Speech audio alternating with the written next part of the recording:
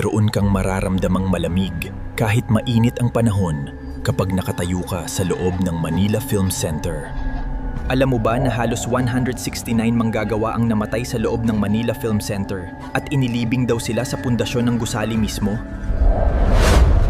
Ang nakakatakot na nangyari sa Manila Film Center. Noong 1981, itinayo ang Manila Film Center sa loob ng 77 Arap bilang paghahanda sa isang internasyonal na film festival. Ang karamihan sa atin ay hindi nakakaalam na pinagtrabaho sila ng 3 shift ng walang pahinga.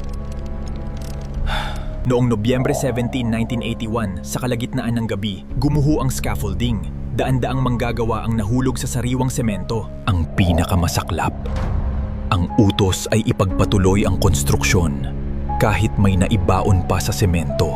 Ang opisyal na bilang ng namatay, WALA. Sinabi ng pamahalaan na walang namatay sa aksidente. Pero kung titingnan mo ng maigi, ang mga pamilya ng manggagawa ay nagsabi na hindi na bumalik ang kanilang mga mahal sa buhay. Kailanman. Pinayuhan ang mga nakaligtas na manggagawa na manatiling tahimik dahil sa takot sa rehimeng pamahalaan noon.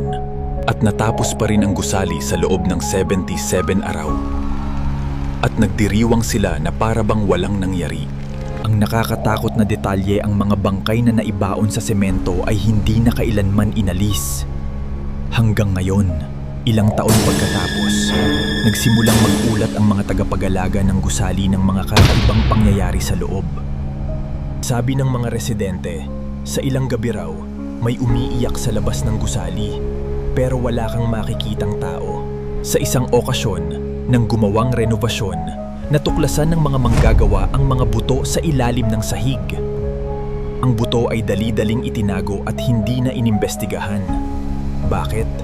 Kasi delikado sa imahe ng pamahalaan. Sinimulan din ng lugar na gamitin ang mga aglipay at iba pang grupo para sa mga ritual na espiritual.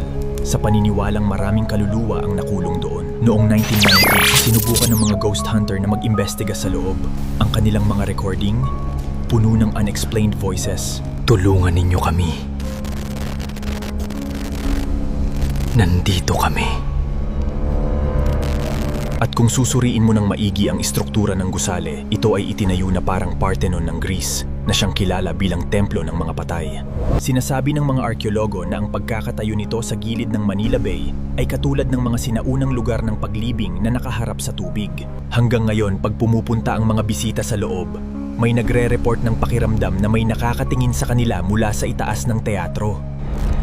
Ngayon, narito na tayo sa pinakamalaking katotohanan na ang sikreto na itinago ng gobyerno ng matagal.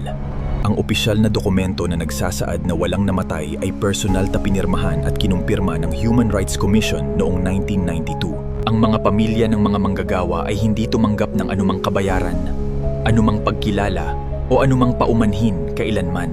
Ang Manila Film Center ay nakatayo pa rin ngayon, buo at tahimik, na para bang walang nangyari. At sila ay nasa loob pa rin.